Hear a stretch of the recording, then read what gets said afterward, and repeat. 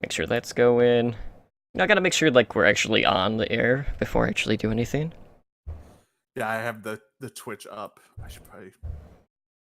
See, because I'm not on my Prime account too, it's also showing an advertisement, so that does me no good. That's right. Okay, yeah, we're good. We're good. We're good. All right. Wait. All Yeah, right. I see the Heroes Never Die starting Ooh, soon. soon. TM. Not Blizzard soon, guys. Don't worry. All right, let's do this. Blizzard soon. We will start anywhere between now and end of fall 2018. All right, let's do this. All right.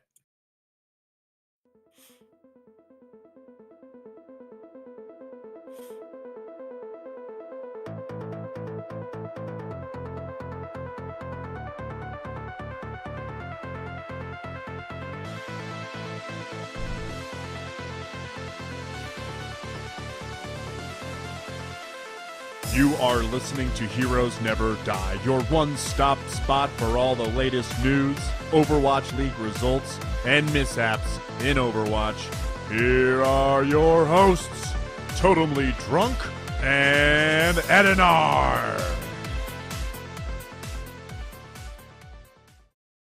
Hello, everyone, and welcome to Heroes Never Die, your one-stop spot for all things Overwatch. I am your host, Totemly Drunk, and tonight on episode 101, we take a look at what's happening on the PTR, discuss the latest hot community topics, share our takeaways from Overwatch League Stage 2, Week 2, and so much more. But before I get into the news and introduce you to my co-host, I just want to take a moment to thank everyone who is hanging out in our Twitch chat here tonight for our live re-debut of H&D and any repeat listeners that we do have. Of course, as always, I did not come alone. I have someone here with me to help break everything down. He is a voice you may recognize from past guest spots, not only on Heroes Never Die, but Overwatch League Network as well, and that is Edinar. Edinar, welcome to the show, man. How are you doing tonight? I'm doing just grand. I'm having a good time. Yeah, I think I've been on literally every show that you've done now. Like I haven't been on Backcap yet. That's the only one I haven't been on. But I've been good. I've been enjoying things in Overwatch and all that fun stuff. Excited to be here full time now. Yeah, absolutely. And, what a week to come on. I mean, we shifted our record day back a couple of days, since, we're doing some scheduling conflicts a little bit with your schooling coming up pretty soon. So, we shifted early, and we got, an extra 2 days. And with those extra 2 days, like, we had the floodgates completely open. And we already had, like, an already packed show. So, some of that stuff we're not quite going to cover. But that being said, we have so much that we need to get through, so let's go ahead and jump into the news this past week. And let's start with the big stuff. So, there is a new patch that had hit the PTR. This was back on February 28th. And, after a solid week of Hero 27 teases, we have the new hero on the PTR playable right now, and that hero is none other than Brigitte, aka Torbjorn's daughter and Reinhardt's traveling companion. So, let's talk about her abilities. So, her left click is her rocket flail. I can't talk. That is a melee weapon that has an extended range that enables her to strike multiple enemies with a single swing, so it's an arc. It has a 6-meter range, it does 35 damage in attack. Her E ability is a repair pack, where she throws a repair pack that can heal an ally, and any healing over that ally's max health provides them with armor instead. That has a 6-second cooldown, the range on that is 30 meters, and then it has 150 health heal. And, the overheal aspect of that can add up to 75 armor. Her shift is a whip shot, where she throws her flail a long distance, dealing damage and knocking an enemy away from her, with a 4-second cooldown, 20-meter range, and that does 70 damage, including the knockback. She does have a barrier shield with her right click, which is, a front energy barrier that absorbs 600 HP. And important to note, it's a personal barrier. I mean, you can't really hide behind it, just based on the size. So, when she says, "I will be your shield," I can't help but laugh, because, I mean, you're not technically shielding your teammates, but I mean, I'll they could get all past line that. up in a row. in theory. It's just, But it's not as but effective. then Moira will come in and be like, "Yeah, I'm just gonna ult and wipe your whole team." Pretty much. So, I mean, it's possible. It's not advised. Yeah, she also does have an ability with her shield called Shield Bash. This you use your left click when you have the shield active. And, when your shield is deployed, she dashes forward to stun a nearby enemy. That has a 5-second cooldown, a 7-meter range, does 50 damage plus a stun. And then her ultimate is Rally. She moves quicker and provides all nearby allies with armor that lasts until it's removed by damage. So that adds 150 armor to herself and nearby allies, and then she has a passive ability called Inspire, where when she deals damage with her rocket flail or her whip shot, it heals herself and allies over 5 seconds. Now, it's important to note that doing additional attacks does not increase the healing, but it does refresh the duration of that passive. And that is a 20-meter radius, and it heals 80 health over 5 seconds. So, Brigitte is a, support, a frontline support at that, which is, pretty new to the game. She has 250 health, 50 of which is armor.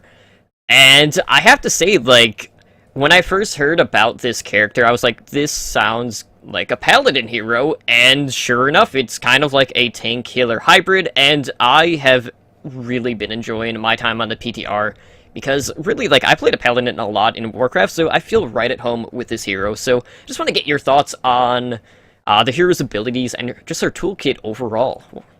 Okay, I have a lot of strong opinions about her.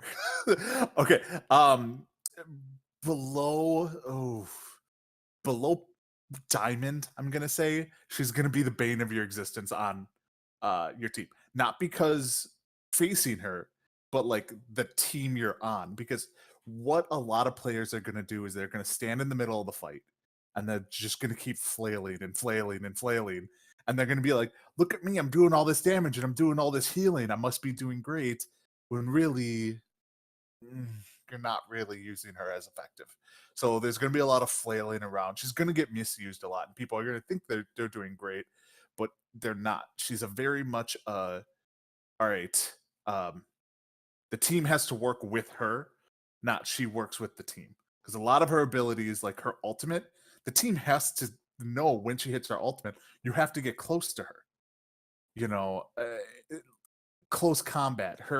They have to know when she shield bashes, that when she shield bashes, she's gonna stun them. And then you concentrate on it, kind of like almost like a roadhog hook. Like when they hook somebody, you decimate that person because they can't do anything. So it's gonna take a lot of teamwork, and you don't find that teamwork in especially comp matches um in lower levels. Now for her kit, I really like her kit. I love the Roadhog. I'm just calling it the Roadhog hook boop at this point. I love that. The barrier shield, I think, is great. It makes her. I think people who think she's gonna be like can be like a second tank. I don't know if that's viable. Like she can't be a tank. She's not built to be a tank. Just because she has a shield doesn't mean she has a tank.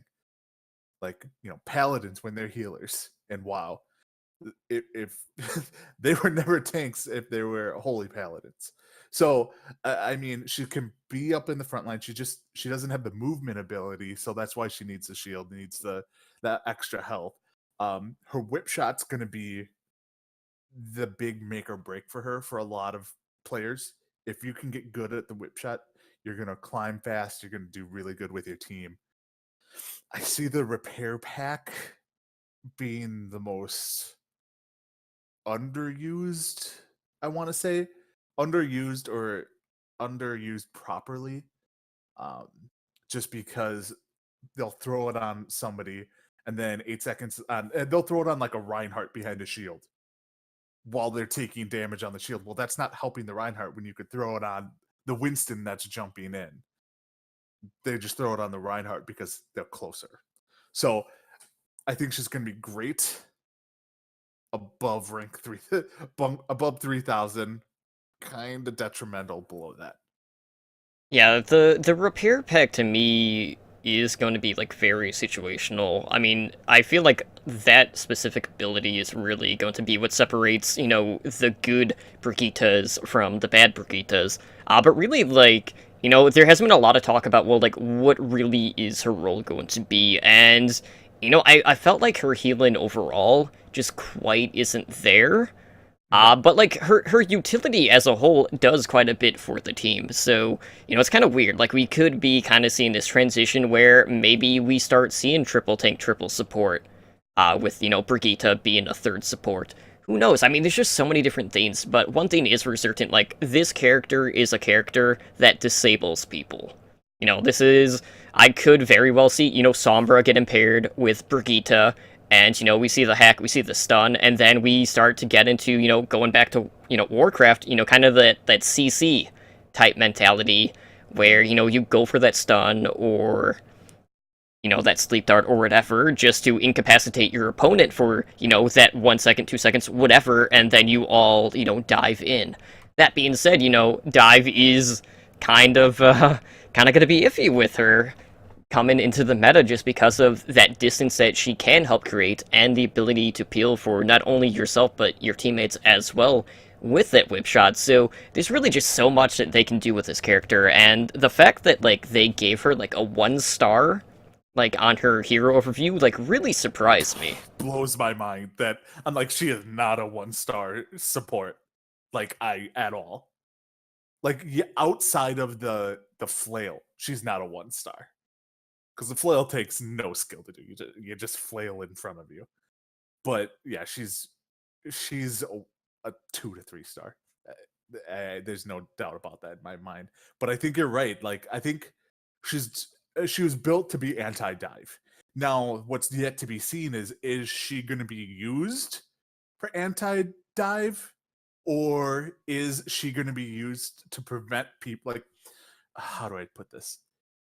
Will she be used to intimidate people into not playing dive? Like, okay, we're not going to play dive because if we do, they're just going to go with her, and then our dive is shot. And like, so you don't have to play her. Just the threat of her keeps people away from doing dive. I don't know. I kind of hope it's the threat of her keeps people away from dive. So either way, I don't think dive's staying around much longer. Yeah, and as a Tracer and D.Va player, that is going to make me really sad. I mean, it's all just going to be a matter of, is she going to be prominent in the meta, or is it just going to be situational? Because, like some of the other supports, like, I'll use Ana as an example. Ana really excels going up against, like, a triple tank composition. Outside of that, you really don't get to see her as much, and, that has pretty much translated that way to the pro scene within the Overwatch League. We've seen her a bit here and there, whether it's based on, map or what team composition they're running.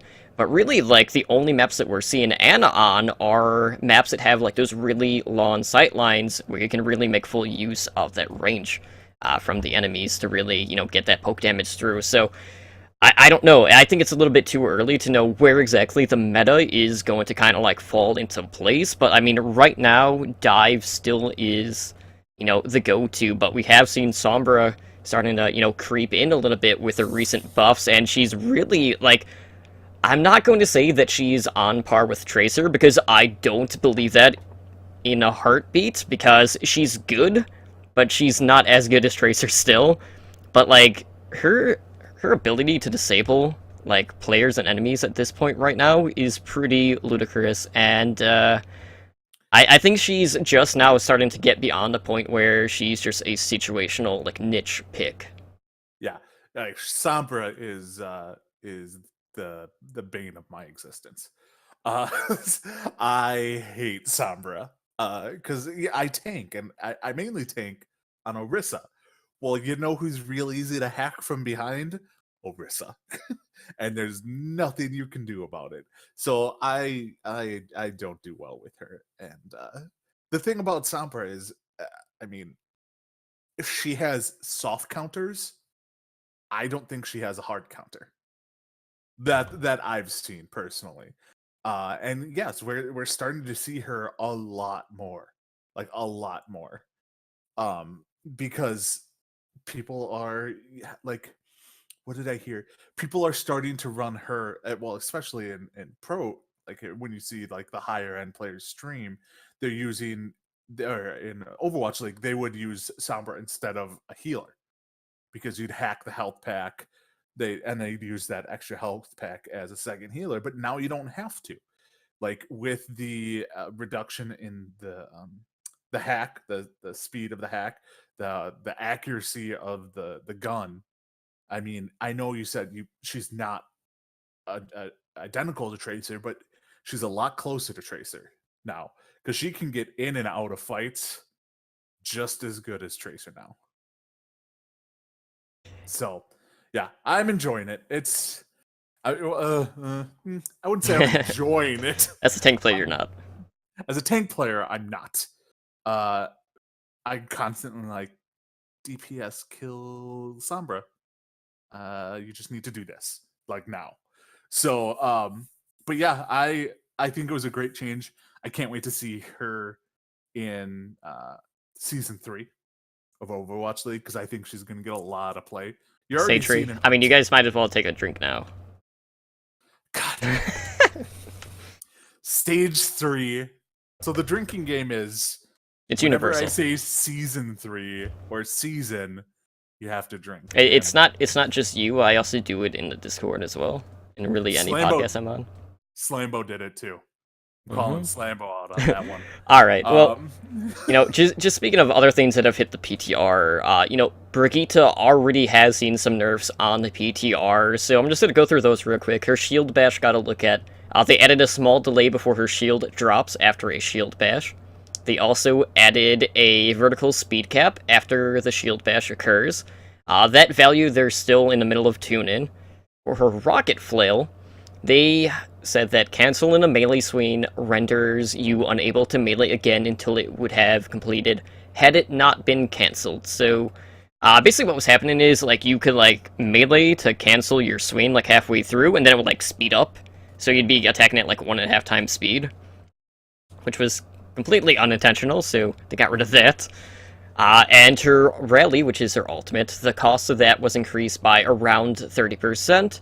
And then he also reduced the cooldown on her passive, Inspire, from 2 seconds to 1.5 seconds. So, kind of looking at that shield bash change, we got to see, like, quite a few YouTube videos out there about how some of these players were, like, using shield bash to, like, jump jet, basically, off of, like, ramps and, just terrain, basically. And you just see her, like, shoot up kind of like a Winston or a Pharah, basically, which really shouldn't be the case, but, I always like those very, like, intricate, like, jump tricks when it comes to the map, so I was a bit disheartened to kind of see them already kind of taking that away, but, I understand why they're doing that, because they don't want, like, a healer, of all things, to really be able to get that, like, high ground approach when, really no other healer has that distinct advantage. Yeah, you don't want a support with a shield being the counter to Pharah. Like some of the videos I saw, I'm like, God, I think Junkertown in particular, right on point A, I would see the jump pack essentially that she'd have, and she'd be like, all right, I'm higher than a Pharah. That's not supposed to be that way. So, I mean, it was fun while it lasted. She still can get a little bit higher, but not much. Yeah, for sure. But one of the other changes that we saw that was not in the patch notes, which we definitely have to talk about, is the fact that, it's something that makes the game literally playable. I said that right. The game is actually playable now because of this, and that is the ability to see teammate ultimate charge when you hit tab. Now, I would much rather have it be where I don't have to hit tab to do that. I can't always rely on people to hit, Z to tell me what their ultimate, charge is at right now. But this has been a really big request from the competitive Overwatch community, and, I feel like this is going to help kind of clear up comms a little bit, but at the same time, to play devil's advocate here, now you're going to know when someone is, holding onto that ultimate way too long, or just aren't using it, or they swap when they have it when maybe they should have used it first. It kind of brings us into that gray area of is this a great change, or could this lead to people being more toxic than they already have been? Um, yeah, I mean, you can still like even now you can see when they have the ultimate because if you tab, you have the little check mark at the bottom. So this just changes to you see a percentage. I mean, you can see when if people are holding on to it. At least now you can see the percentage and be like, okay, coming into this next fight, we have 2 people at 94% alt, so they'll have it for their the next fight. So I mean, I love the change. I guess it's not something that was make or break for me though. It's definitely a huge quality of life update, but I mean, I don't know how much I'm going to use it because I play with like a normal group of like 3 to 4. And I mean, we just tell each other in comms, we're like, hey, we have our alt. So we're 20% away, something like that. But for if you're a solo queuer, this is awesome. Yeah, definitely, especially like if you're paired with a Zarya and not knowing whether or not you can pair your ultimate with a Graviton Surge, or just something that really like locks down the opponent. So I don't know, I'm definitely really ecstatic about the change though, just because like for one, like, I always want to know whether or not I can actually pair what I have with someone else on my team. And, you don't always get people on your team that do communicate, so, having that percentage, or just, knowing when they have it all together is definitely a step in the right direction. I just hope it doesn't, end up tilting people a little bit more when, they are a bit slow at charging their ultimate, which can be the case sometimes. Mm-hmm. But going back to Hero 27, with Brigitte, we did get her origin story, so, this was a pretty, like, quick YouTube video that they had released. It's also on the Twitter, and they kind of, like, go through her backstory. She basically says, like, a hammer and tools can't fix every problem. Brigitte is, as I mentioned, Torbjorn's daughter. This is an engineer turned squire, and as I mentioned, Reinhardt's traveling companion. She grew up spending a lot of her spare time in her father's workshop learning basically the trade and honing her craft skills. But her interest wasn't so much in weaponry, like Torbjorn's. She was more interested in armor fabrication and defensive systems. So, she was obviously doing stuff with her cat because, Jetpack Cat, he had armor, all that good stuff. Who knows, maybe he'll be Hero 28, I don't know. Fingers crossed. No. No Jetpack Cat. It needs to happen. Regardless, we can disagree about this all night. But she basically served as a mechanic initially, but it wasn't enough for her. She thought that the best way to aid Reinhardt, kind of seeing how much Overwatch was taken out of him during these missions, and coming home, seeing all of those scars and all the wounds, and having to be by his side dealing with the aftermath of all of that. She figured the best way to aid him was to fight alongside him, and that's why they've been side by side ever since. And just another tidbit, Reinhardt is Brigitte's godfather as well, as we found out here. I think it was not confirmed. In the letter, Torbjorn made the decision without talking to his wife. He's just like, I made him the godfather, but you know he has to get permission from his wife to do that. It's good. I think his wife would understand. Fine. Alright, well, shifting gears, let's talk a little bit about what is going on in Overwatch esports. Obviously, Overwatch League is the thing. I mean, it's the new hotness. I mean, let's be real here. We do have an update on the Shanghai Dragons, and we got a couple updates. So, something I don't have in the notes, and I'm sure people already know this by now, but Dia is actually back in China right now. He will be out for a couple of weeks. I'll start with that. The good news is, reinforcements for the Dragons are on the way soon. What kind of reinforcements? Korean. Korean reinforcements. Yeah. That's important. Korean reinforcements. So, Gagiri, Sky, Fearless, and Otto are going to be joining the team sometime between week 3, which is this current week, and week 5 of stage 2. So, 2 weeks at the most. And, we know that they have been dealing with visa issues, and, as we have reported previously, Gagiri is set to become the first female player in the Overwatch League. But the Dragons, man, they have kind of been... I'm trying to... How should I say this without sounding like an ass? They're horrible, but they're the internet darlings. They are. I've used that terminology, internet darlings. I'll keep using that. So Dragons are the internet darlings in a sense that they have yet to secure a single win throughout Stage 1, and even leading into Stage 2, as we have seen so far.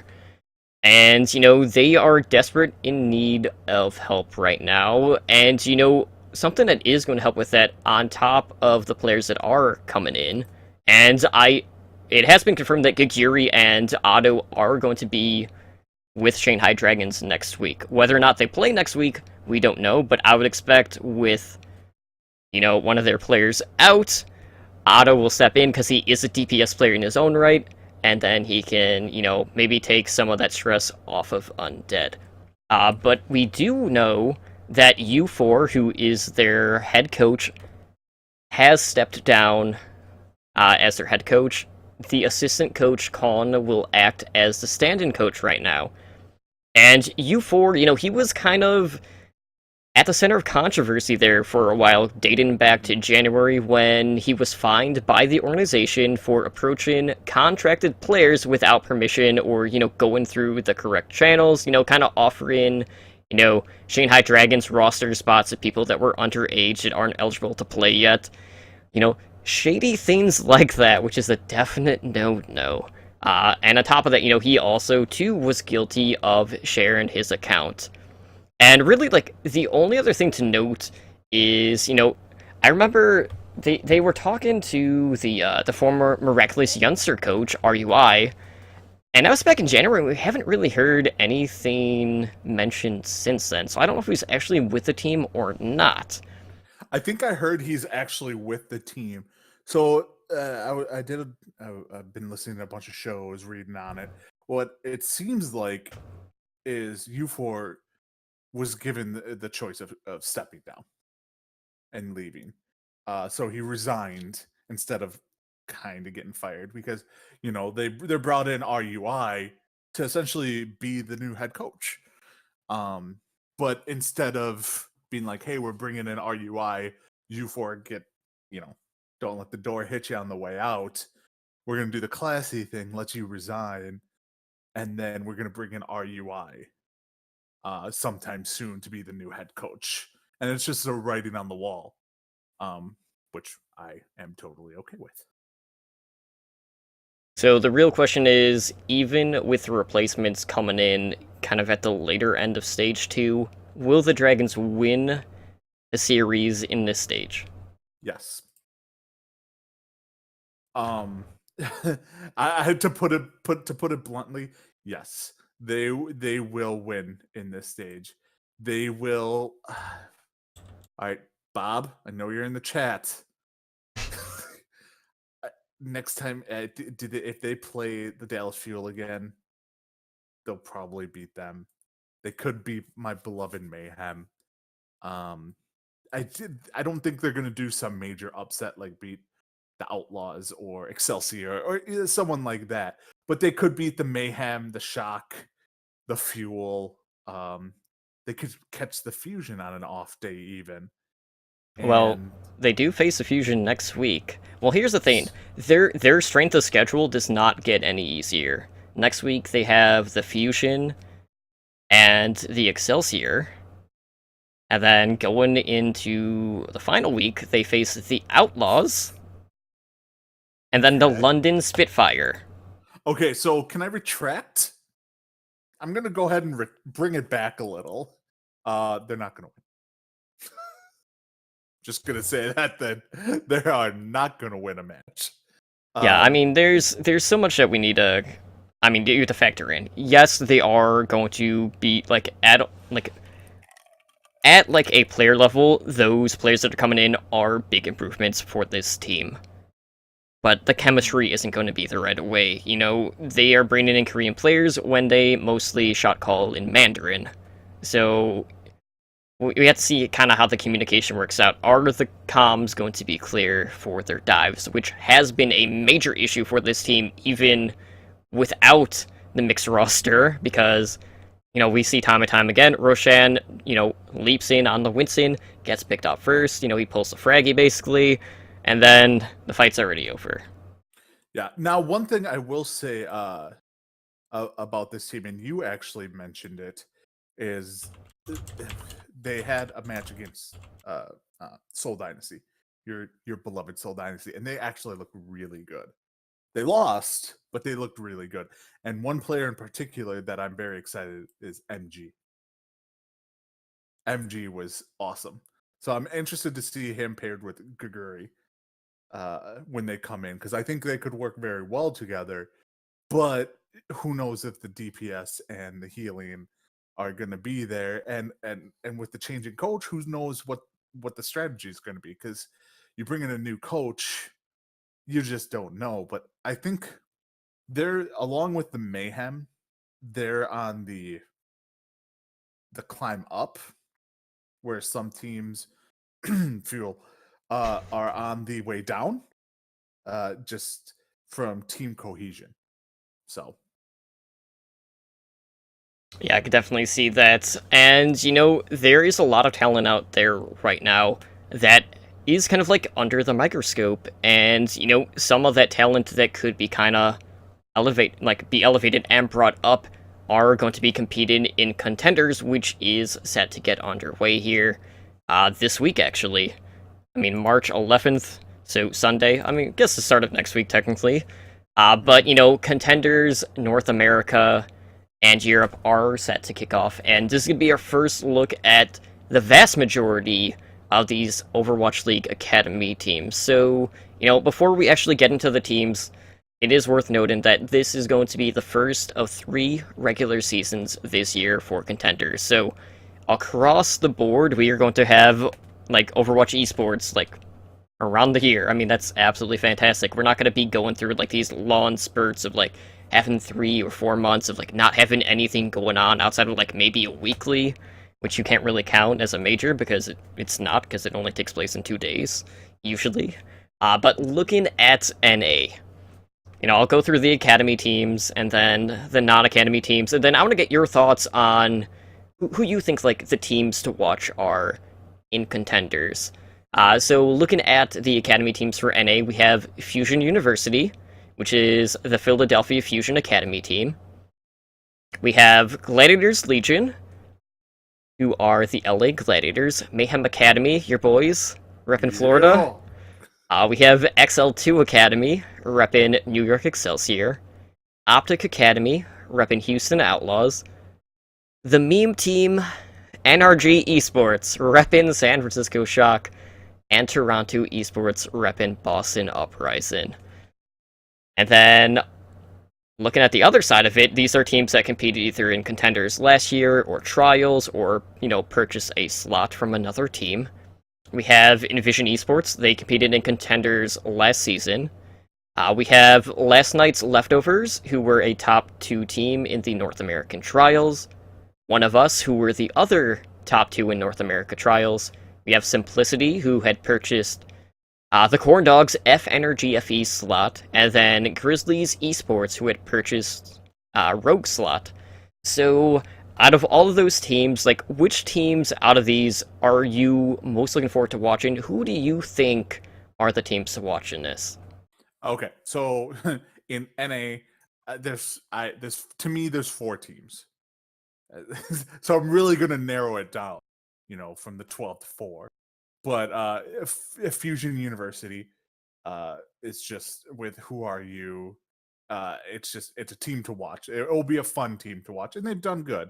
The XL2 Academy, another team. I mean, they got Mangachi, they got Adam. I mean, just right there, you're not doing too bad for Contenders.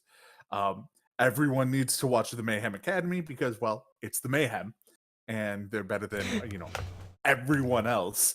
And then Envision Esports. Envision Esports, I don't consider them, they're basically like, hey, we kind of know we're going to be a team in, season 2. So cheer for us. We're going to see you in the big league next year.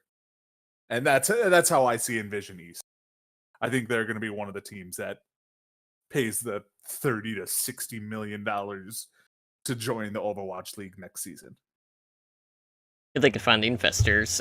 For me, you named 2 of them. Fusion University are... Mayhem? For me, no. Oh. I don't know if I should have higher hopes for the academy team for Mayhem. Or actual Mayhem, I don't know yet. I think it's too early to tell. I have to see how they fare. Ooh, burn. But Fusion University, we have already seen this team play. They had swept Envision Esports in the Pit Championship NA Finals at the end of February, so that's a very recent result. Fusion University have posted a 73% win rate on each map type throughout the tournaments that they've already played in, and they are undefeated on escort maps. So, they have already proven to kind of be the cream of the crop, at least of the teams that we have seen. Now, that being said, a lot of these academy teams we haven't seen anything from, so, a lot of this is just going to be based off of speculation. But what I can say is, one of the teams that I'm really looking forward to seeing that we haven't seen yet is the Gladiators Legion.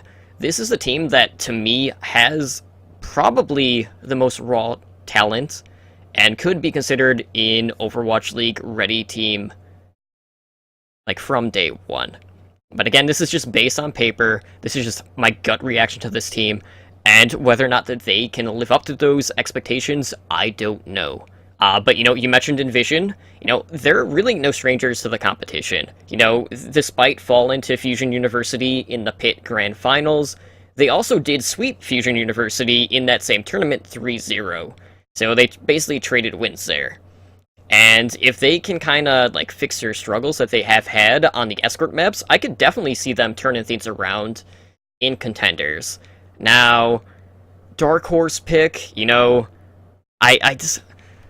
I am cautiously optimistic about XL2, and I'll tell you why. For one, Flower is not playing, which, I wasn't, completely caught off guard by, just because, one, they are trying to protect their investment.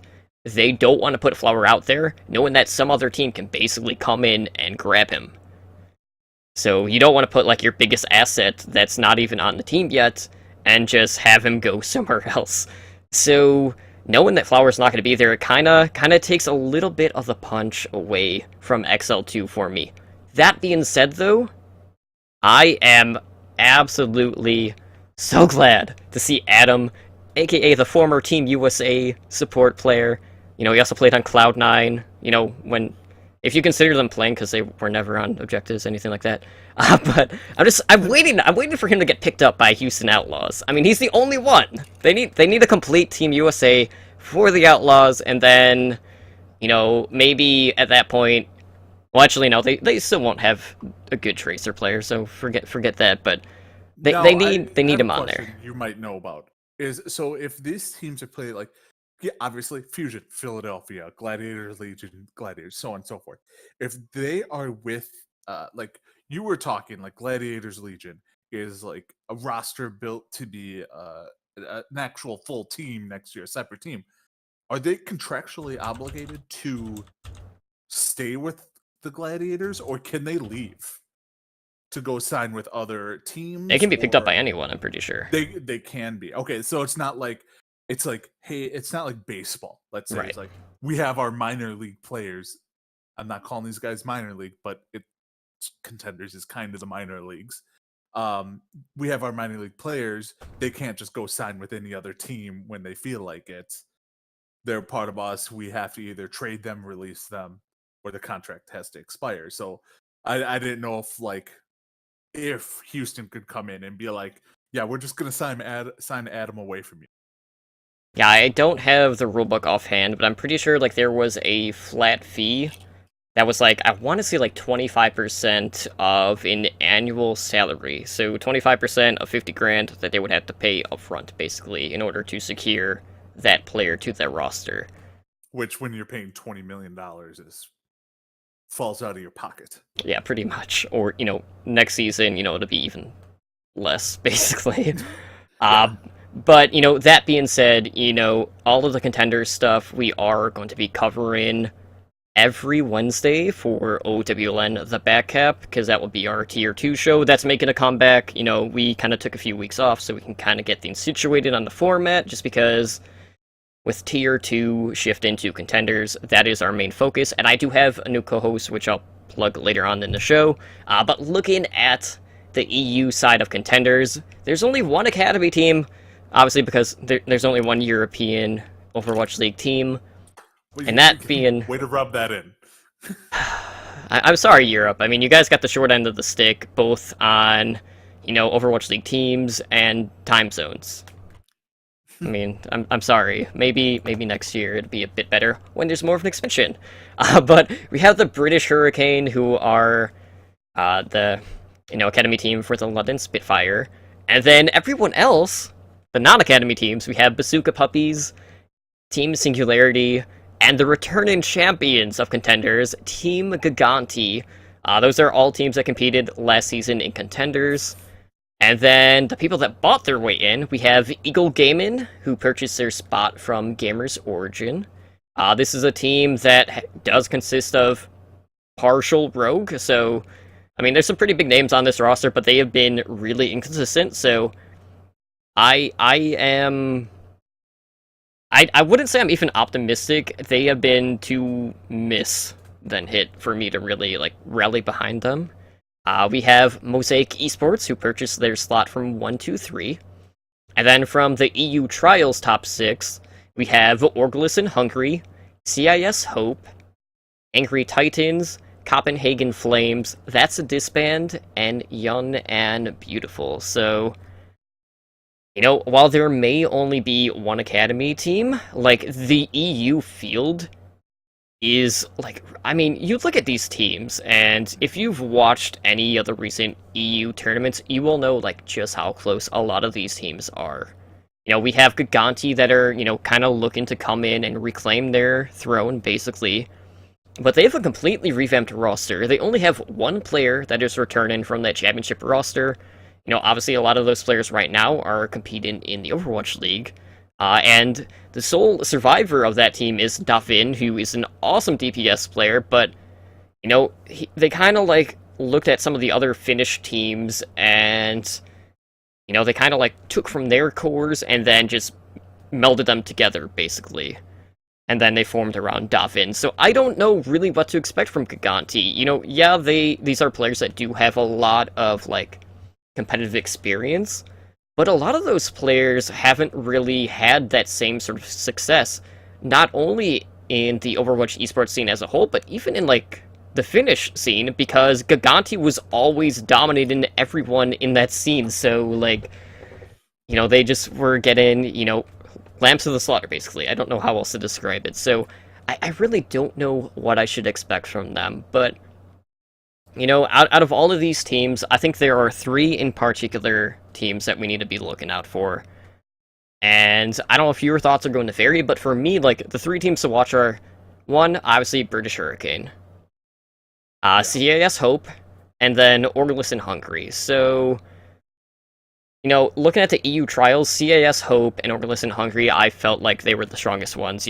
For the most part, they all had, 70% win percentages across, all of the map types.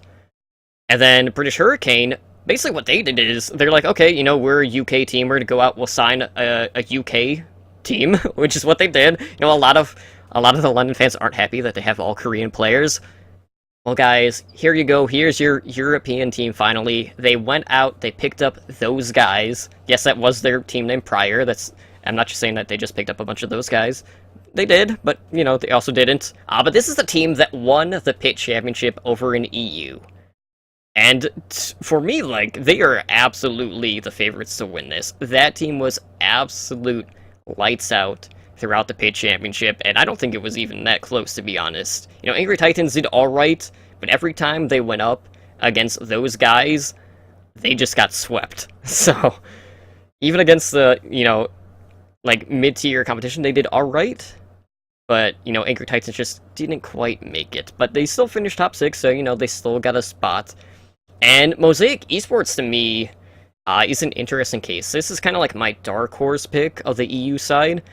This is a team that has Christopher. You know, he had made waves last season in Contenders because he had trialed for Envision Esports, and he made a pretty immediate impact, and Envision really surprised a lot of people in Contenders. And then they also have Value Taha, who, you know, going back to, you know, closed beta days of Overwatch, he was one of the best McCree players. I'm really hoping we get to see that. So the EU side of the tournament is really, for me, like, it's a coin toss. I don't know quite what to expect, just due to the fact that some of these teams have been a little bit inconsistent, but the top 3 teams to look for are definitely, you know, the Hurricane, Orlis in Hungary, and CAS Hope. But do you have any other thoughts to kind of add on to this? Or are there any other teams that you were wanting to kind of like shine a light on here?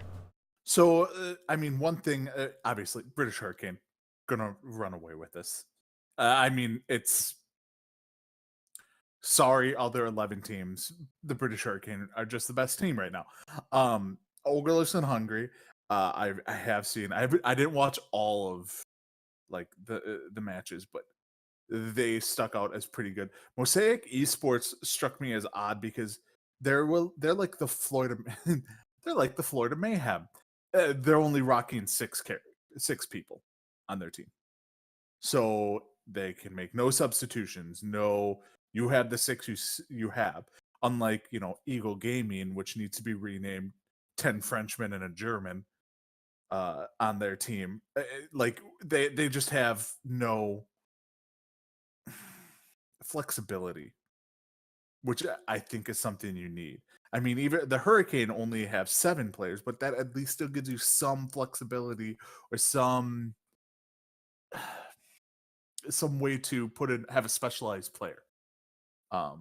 So I'm interested in Mosaic Esports. They are good, but again, like you said, the British Hurricane are just so good. I don't see them losing really anything at all. Yeah, for me, like, Mosaic is one of those teams that, you know, I remember when they were kind of, like, doing their restructure, and, like, they were doing, like, all this hype, they were putting out videos, they were doing all these sign-ins, and then they didn't compete anywhere. And then I basically, like, restructured again. So, like, I like the players that are on this team, but it's just, like, I don't want to get my hopes up already, because that happened the last time I was ready to back this team, and now I'm having to redo it all over again, so I'm kind of like, I'm between a rock and a hard place right now, so it's just like, I don't know. But, like, regardless, like, I am a London Spitfire fan, so I'm going to be back in British Hurricane one way or another. But are any of these teams viable, like, legit separate teams for season 2, you think, for Europe?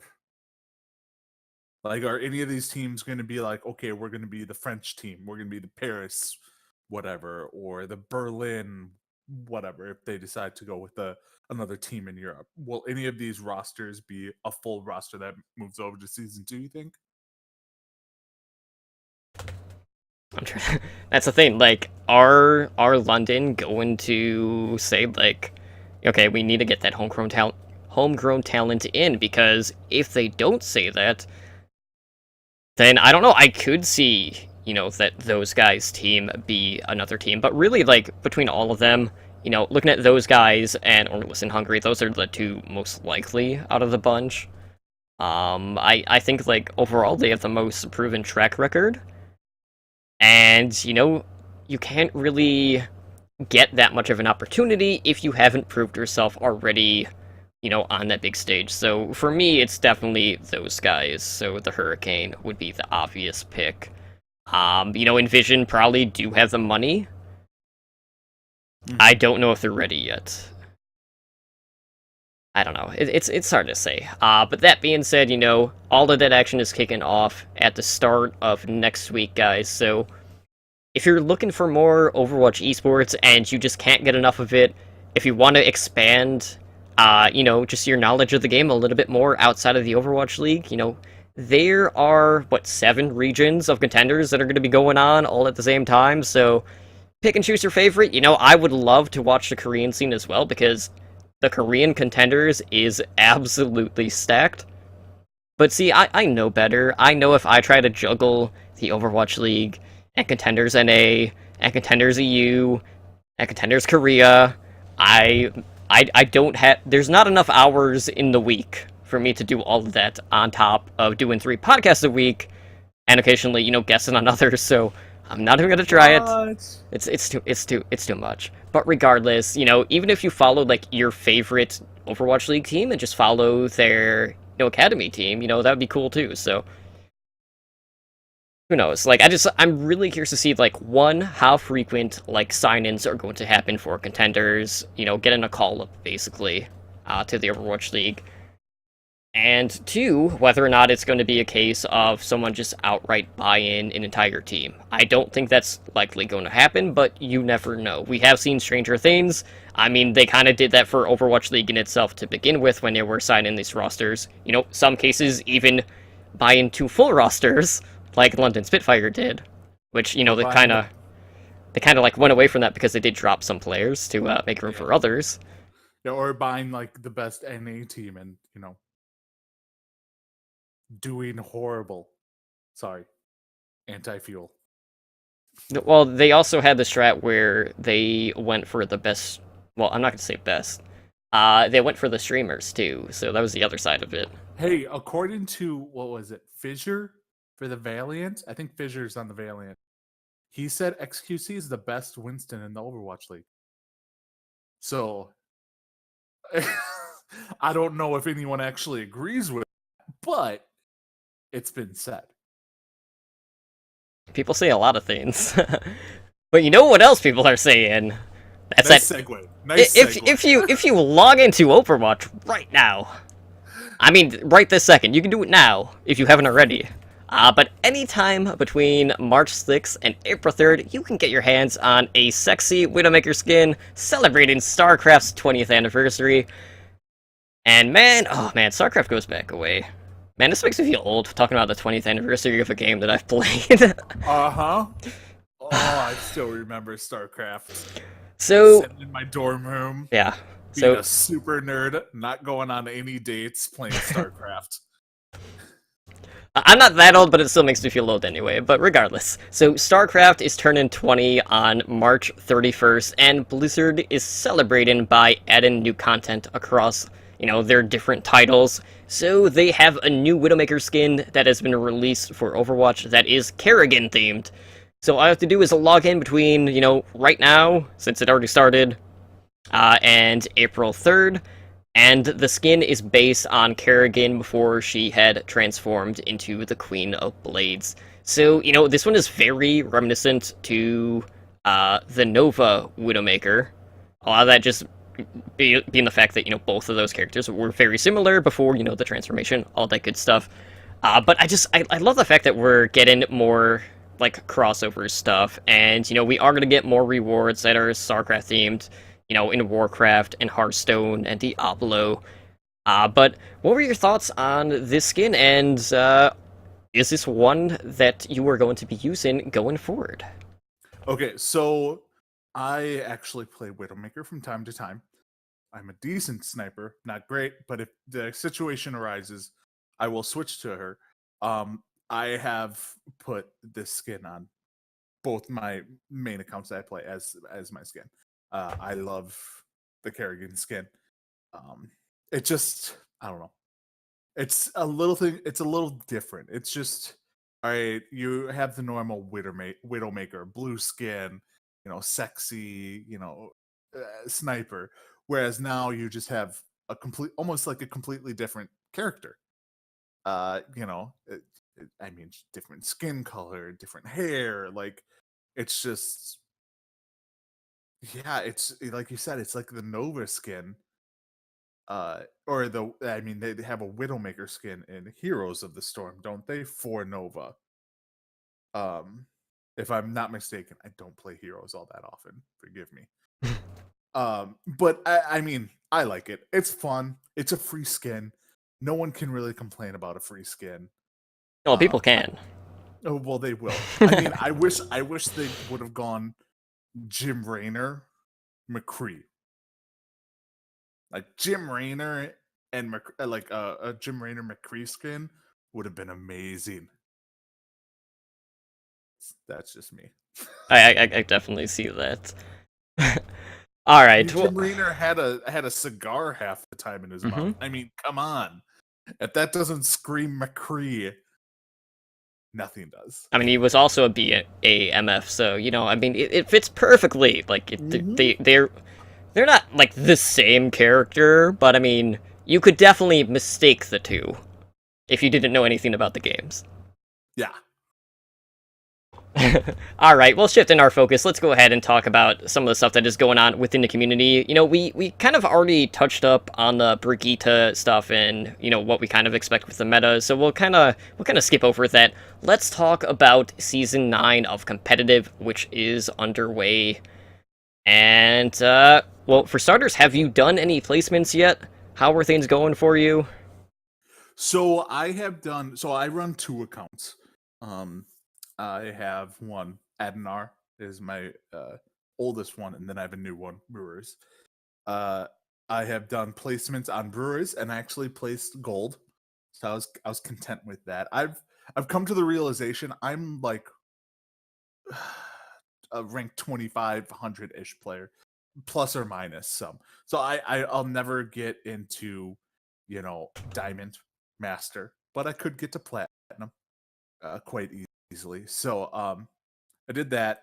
Now my oldest account, I'm 5 of 10 in placements, and I'm scared to see where I place in that, because that's the one where I had never played FPSs before Overwatch.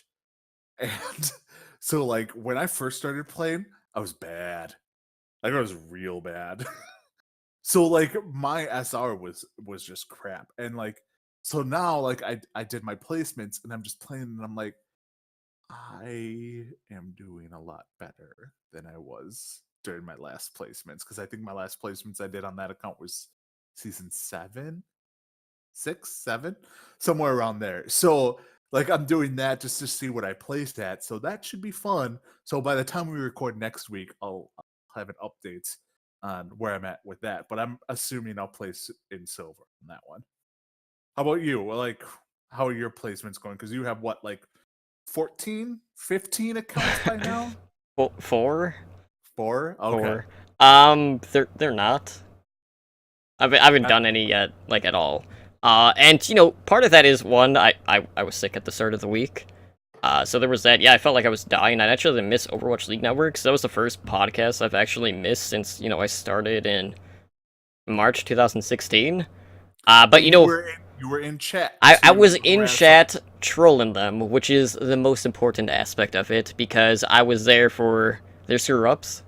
I also memed like them immediately Spider after. And Slambo didn't screw up the order of the matches at all. At all. So basically, Spider's like, you know what, I'll do the show notes. Normally I do all that stuff. And he's like, don't worry about it, I'll do them. Go get some rest. So I did. You know, I slept for like 6 hours. I woke up a little bit after the show started. And then, you know, they get to the preview aspect of this current week of Overwatch League. And then they kind of repeat the same day twice in a row.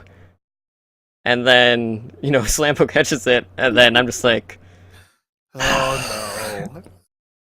I leave this is why they can't have nice things, Totem. Pretty much. So, yeah, I've been sick, so I actually have not done any placements. That being said, you know, last season I really only did placements across all of my characters, basically.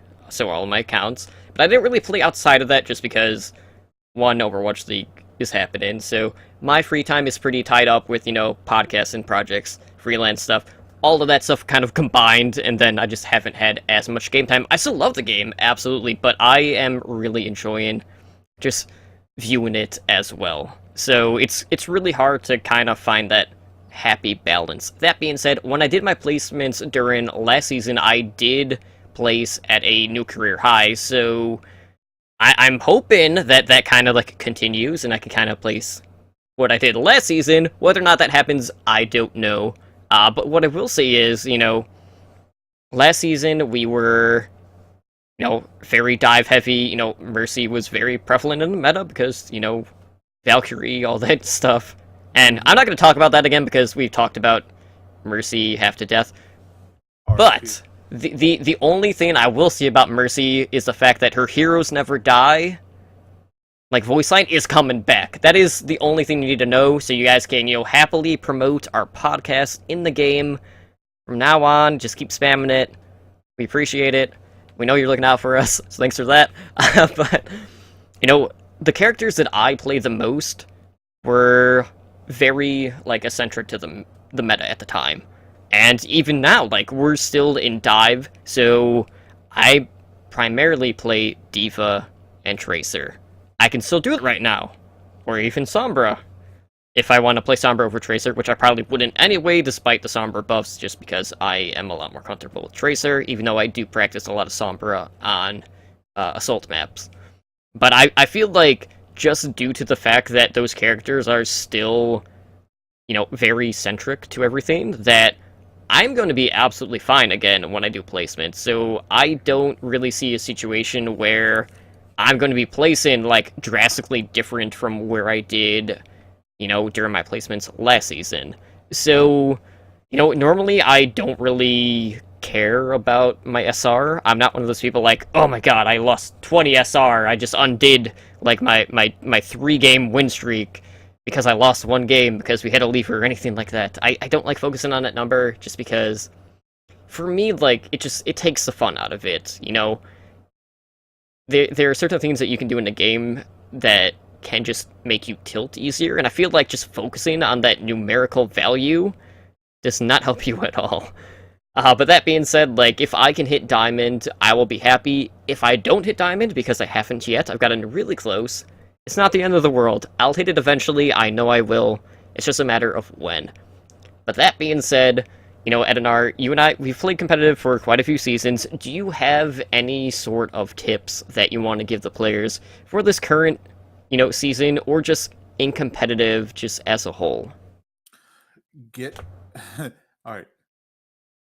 Work on getting a character that you deem successful in each category. Not like DPS, defense, tank, support. Get a healer, a tank, and someone who can deal damage. Really, 3 characters. Get good at 3 characters and you're set. Because if you stay on one character, you're done. Like, you're detrimental to your team a lot of the time because if you're not switching to counter them, or let's say somebody, I only play Reinhardt.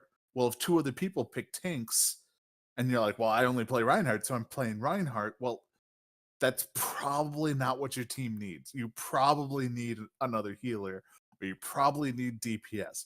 Now, granted, most of the time people are like, I'm only playing DPS. We're going to go 1 tank, 1 heal because nobody will switch. But I say work on a tank and a healer. I recommend Moira because Moira she's a healer, but she's also someone that is not like a Mercy who stands there and just heals. Moira is a damage dealer and a healer with no aim needed. Like, I hate to put it that way, but like she needs no aim, so you don't have to be good at aiming to heal. Like, if you're a Symmetra player, and I know nobody likes Symmetra mains, but if you're a Symmetra main and you need a healer, go Moira. There's not that big of a difference. You don't have to aim, and you actually have more range. Like, so things like that. Like, go to Moira for healing. Go to Orisa or Reinhardt for tanking, because honestly, what people want most out of you is just to have that shield in front of them. Like, I've noticed as Orisa, like, I main Orisa. I've noticed people just want that shield so they feel more comfortable poking their head out to deal damage. Now, there's obviously more to it than that, but a team feels more comfortable when they have a tank they know they can stand behind.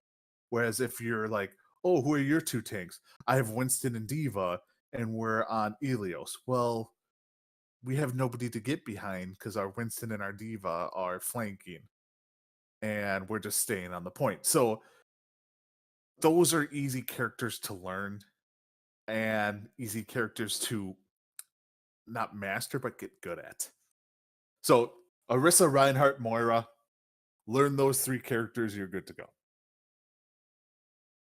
Just that easy. For me, like, some of the biggest things are dealing with movement. One, move away from unwinnable fights and regroup. You know, feed in ultimate charge by staggering yourself only makes matters worse for your team. 2, I mean, just talking about SR as I did prior, you are going to gain SR, you are going to lose SR. You need to, as a player, recognize when you are on a streak on both ends of that. You know, get out if the going is bad, because, as I mentioned, you don't want to kind of undo a whole night of, like, hard wins by a night of, like, successive losses out of frustration. You know, that's not going to do you any good. This one's kind of... people might give me flack for this, but don't play competitive solely to win. And I say that because saying, like, being in a mindset of I can win every single game is a good way to get you on tilt the moment something doesn't go right. Mm-hmm. And I see that happen time and time again to people that take competitive way too seriously. And my last one is to be a little bit more open to suggestions. You know, understanding the need to hero swap can be very crucial. You know, kind of sticking to the same thing over and over again. You know, what do they say about, you know, insanity? It's basically trying the same thing over and over again when it's not working. You know, whatever. Don't do that. If it's not working the first 8 times, probably not going to work the 9th time. I mean, statistics kind of speak for themselves on that regard. And the solution is not just, hey, let's go Bastion. No. No. Bad. The only time that has ever worked for me was on Volskaya. Going to point B on the platforms. I was like, "It's guys, I'm gonna do the surprise Bastion strat." It worked one time, but hey, no, it was only that one. I have backcapped Hanamura point B as Widowmaker, and I'm just on comms. I'm like, just don't let them get to point B. I'm on it. Just stall them, don't kill them, and I cap point B as Widowmaker by myself. I'm like, this is the greatest day of my Widowmaker life.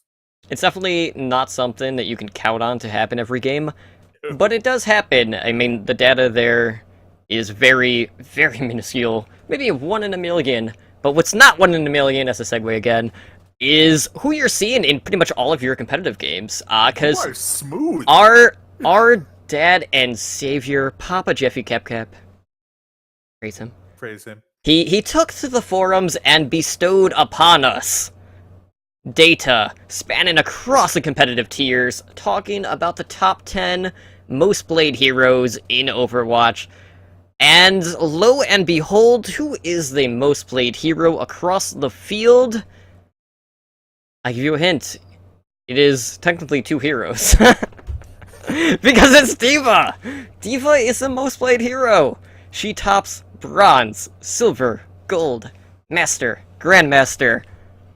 And the only other hero to top one of the other tiers is Moira, that being in Plat and Diamond. So, you know, I was looking at these, I did notice a few trends. Some of which aren't very surprising, some of them kind of make me raise my eyebrow. So, let's go with, let's start with something that's not very surprising. Junkrat. In the lower skill bracket, Bronze, Silver, Gold is seen a lot more than anything beyond that. Really no surprise, you know, this is a character designed around zone denial and just preventing people from entering an area and just doing a bunch of splash damage all in one spot. You know, you can aim with it, you can not aim with it, you can just keep launching stuff and you'll still hit stuff. I mean, that's just how Junkrat works. So really not too surprised by that. And to the same extent, you know, Reinhardt was also very prominent in the lower skill brackets as well. And you know, to me that makes sense too. You know, he's a big shield, he can play very aggressive, and he's really punishing too at the lower skill brackets. There's really not as many like mind games I feel like you would have to worry about like you would at like a diamond or higher level with Reinhardt. Mm-hmm. And then Tracer. This was the most curious thing to me. Tracer didn't even hit the top 10 most played until Diamond. Well, that's because if you're a decent Tracer player, you climb quickly, because everyone below that, I hate to burst your bubble, probably not the best Tracer player. I hate to say it. Sorry, guys. But, I mean, people in bronze playing is like, I'm being Tracer. Probably not the best Tracer. But, well, yeah. I mean, I can see that. They do tend to favor more of the more forgiven characters. Well, Tracer's a very... Like, Tracer, to be good at Tracer, takes a high skill cap. So if you're good at Tracer, you're going to climb quick. And then start playing with teams who know how to work with a Tracer. In Bronze, Platinum, Gold, if you have a good Tracer with you, most people don't know how to play with the Tracer. And you need to, otherwise that Tracer is going to be useless. Yeah, I can see that. And kind of looking at the supports, the other two that stood out to me was, one, Mercy is the top 2 in supports until Grandmaster. So, you know, like Jeff has talked time and time again about how Mercy is, you know, the most played, you know, character in the game. And, you know, the stats do kind of reflect that. And then Zenyatta just doesn't get any love at the lower brackets as well. You know, we do see him quite a bit on the higher end of things. And to me, that one was kind of interesting because out of all of the healers, Zenyatta, I feel like, is the most punishing when it comes to dealing damage. And yes, you can say, like, Moira's pretty much up there too, and you can be more aggressive with Moira, but the healing to damage ratio isn't quite to the same level as Zenyatta, I feel like, with her. No, and I don't think she is up there. But again, that goes back to it goes to communication. Like a good Zenyatta who communicates is better on a team. Where in bronze, bronze, silver, gold, even platinum, there's still a large lack of communication. Very large lack of communication. So if a Zen isn't shouting out, hey, Discord orb on such and such, Discord orb on such and such, it's not gonna work as well, and they're not gonna be as effective. And you're not gonna get the full extent of Zenyatta. And that's why you see her climbing him. Did you just assume it's gender? I'm just gonna go with it. Climbing its way up, the higher rank you get. Like, just like most of these characters, the more skill characters and the more teamwork characters tend to climb the higher you get outside of Moira and Diva. They're just at the top all over. And I think the Mercy is more stubbornness than Mercy being good. Like, I'm a Mercy main. I have been a Mercy main. I'm not going to switch. Like, it's just stubbornness at this point. So, but yeah, no, that's my theory on it, at least. Well, you kind of look at it like right now in the pro scene, when we look at Mercy, a lot of it is dealing with pocketing, a Soldier 76 or a Widowmaker. And if we kind of like look at, the most played heroes, on the lower end, Soldier 76 is one of the more prominent, DPS, and Widowmaker does see a little bit more play on the high end. So, I mean, I can understand that. I don't think it's so much people are stubborn, it's just Mercy for a lot of people, just because of how accessible of a character she is still, like, their comfort pick. Yeah. And she's the easiest to I will say that she's the easiest to heal with. Because all you have to do is left click to heal. Like I will say that. She's if all you want to do is basic heal, she's the easiest to heal with. Or if you want to play DPS, you can just have two pistols, like we saw from, the tweet from Play Overwatch, and then you can do a pistol with her. Yeah, Get Battle Mercy. even Mercy in that GIF is like, where do I get all these guns? I'm running out of clips, and then 2 more guns fully loaded just appear in my hands. It's Reaper magic. Yeah, I see Bob in chat saying that with the Discord orb with Zenyatta, it floods the channel too much. And yeah, I can definitely agree with that. Because saying, like, Discord is over on, like, Winston or Monkey, I mean, that's a lot to kind of, like, decipher for some people. It's much easier, as we've, seen in the pro scene, to just go, Monkey, Monkey, Monkey, 111. Monkey, Monkey, Monkey. Oh, Monkey. Poor Monkey. Definitely. All right, well, let's go ahead and talk about what is going on around the league as we go inside the league with, Stage 2, Week 2. We'll go over the results from last week.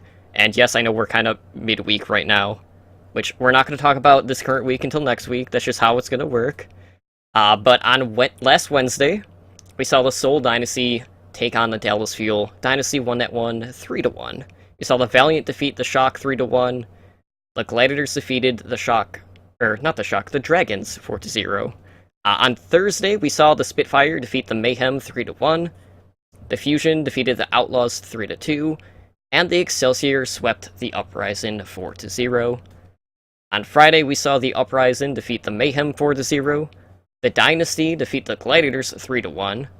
And the Valiant defeat the Fuel 3-1. And then to cap off Stage 2, Week 2, we saw the Spitfire 4-0 the Fusion. We saw the Excelsior 4-0 the Outlaws. And then we continued for Overwatch as Shock 4-0'd the Dragons. So let's go ahead and share some of our takeaways from the week. So let's start off with the Dynasty. I am completely biased. I'm a #soulmate. The Dynasty, to me, are the team to beat in Stage 2. And there's a couple of reasons for that. We did see a shift in the meta. We knew that for a lot of these teams, that shift in the meta with Mercy not being the central point of the, support was going to be a huge boost for a lot of teams. You look at the Shock. Dak had died 8 billion times. I don't even know the number. It was a lot. It wasn't 8 billion, but it was a lot. It was the most of any support. That's all you need to know. Like, whenever you saw the Shock play, you can be like, well, we know what's going to happen. Dak's going to die first, and then it's just going to fall to shambles. Then we look at the Dynasty, and we're like, okay, Ryu Jaehan, best Ana player in the world, one of the best Zenyatas. He's not going to have to play Mercy. Toby can go back to his Lucio, which he is world-class on. And, just because of that, that synergy that they have had time and time again in the past is there. Dynasty have kind of regained their form. And while we haven't seen as much Ana from Ryu Jaehan, just because we haven't really seen Triple Tank, very prominent in the current meta, outside of a few maps, like on Control Point, this team is really finding its groove. We've seen Munchkin and Bunny really be like this dynamic duo of Tracer players, really. And they have, very different styles. It's kind of like similar to like Shadowburn and EQO with their Genji play for the Fusion. But to me, like, they have really hit their stride. And, well, yes, they have, at least the first 2 weeks, face a little bit lesser opponents. 2.5 weeks. They placed the Dragons yesterday. 2.5, I'll give them. They also did win today. Spoilers. But I mean, you're looking at this team, and like the random like substitutions are gone, which was like a major like eyebrow raiser at the end of Stage 1. They've really hit their stride here, and I feel like this is really going to be their stage to take. They don't have to play the Mercy. Fleta is still popping off. Their Tracer players have been doing outstanding. Do you feel like there's another team out there right now that you can consider to be the best team, at least in this current meta? I mean, the only one in my mind that could compete is London. I don't think New York Excelsior will be competing. I've never been a big New York Excelsior fan, not gonna lie. So I think they have always outperformed their roster. Like I've always felt New York has always outperformed themselves. I think London is probably Seoul's biggest competition at this point. I don't think it's like when I say they're the closest competition, I don't think they're much of a competition. I'm not a Seoul fan, but ah, I think Seoul's gonna walk away with this stage. This stage, not season. Um so I mean, yeah, they have played a little bit of an schedule. And I mean, next week, not the current week, next week will be very telling because I know they play New York and London next week. So they could go 2-0 and they could go 0-2. And it will tell us everything we need to know about Seoul. But right now, I mean, we talked about it, like we mentioned it a little yesterday. They played the Shanghai Dragons and they lost to Map. Well, they lost to Map because they kind of threw in their backups. Like they're just like, well, you guys go in there after we won 2 maps, and you guys play the Shanghai Dragons, and they lost to Map. So I think they're testing things out. They're working on things, but I don't see anyone beating Seoul this stage. Next stage, who knows? Because we'll have Brigitte, and I'm gonna say it wrong every single time I say it. So no one correct me because I know I'm saying it wrong. But we'll have her maybe, but we will for sure have the Saber changes. So who knows what's gonna happen next stage? But this stage, I think Seoul is gonna kind of coast into the championship match. Yeah, kind of looking at the opposite end of the spectrum. I mean, not really like direct opposite, but one team that is kind of seeing a little bit of fall off here has been the Houston Outlaws.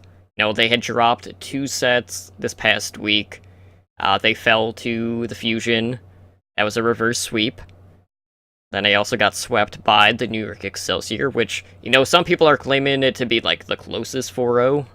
I mean, I don't care what people say, like, that line does not lie. It was a 4-0. Yeah, a 4-0 is a 4-0. You didn't win a map. I'm sorry, it could be close, but a loss is still a loss. So nobody remembers who was runner up in the Super Bowl 30 years ago.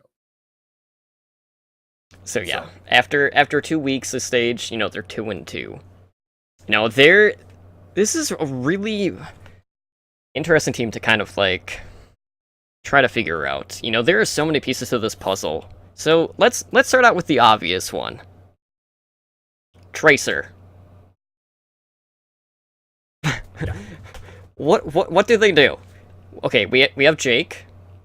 They have Clockwork. They have Linkster. All of them can play Tracer. To an extent. Don't put Jake on Tracer. Jake. I'm sorry. Like I love Jake. I love Jake Rat. But he's acceptable. Like from our point of view, if we could play Tracer as good as Jake, we'd be gods. But for Overwatch League, I don't think his Tracer's up to par. No. I would put Clockwork on Tracer over. If you're on a map that calls for Tracer, you put Clockwork in instead of Jake. That's my personal opinion. Linkser, I don't think you put on Tracer ever. You put him on the Widow. You put him on Genji. He's your, I'm going to put you on DPS and just let you roam. And I don't think you ever take Linkser out of the map. The issue is, though, statistically, Linkser is the best Tracer on this team. And the part of the problem is, yes, he is the most flexible DPS as well. You know, Clockwork and Jake, you know, Clockwork does have more experience on the Tracer. Jake has, you know, his tracking has been a little bit better on the Tracer. It's been serviceable. Clockwork in the past has been someone I've come down on pretty hard. In terms of, I don't know if he deserved to have an Overwatch League spot. I was kind of like taken like by surprise that he is on an Overwatch League team. But, you know, he hasn't been bad either. But I like the thing for me is it's like, you know, Jake, you know, he plays a mean Junkrat. You know, Jake Rat. He plays a pretty good 76 as well. That's his other comfort pick.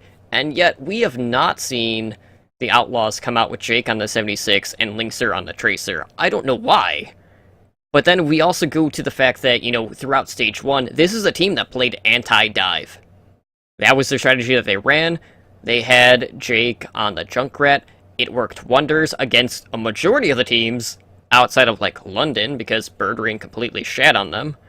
But they have just completely disregarded running anti-dive, despite it working in the past. And for me, like, that has been the biggest tell.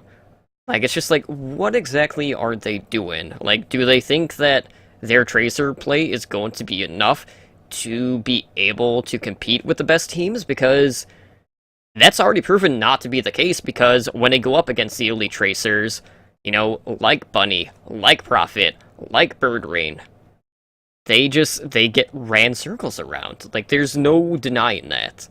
And they're just not able to compete with that. So why not run something to deal with the dive a little bit better, like the Junkrat, like a McCree? But they just haven't. They keep sticking to the same thing, and it is not working against the better teams out there. I mean, I'll say this right now. I haven't seen him play in a long time. Where's Mendakusai? Isn't he a Tracer main?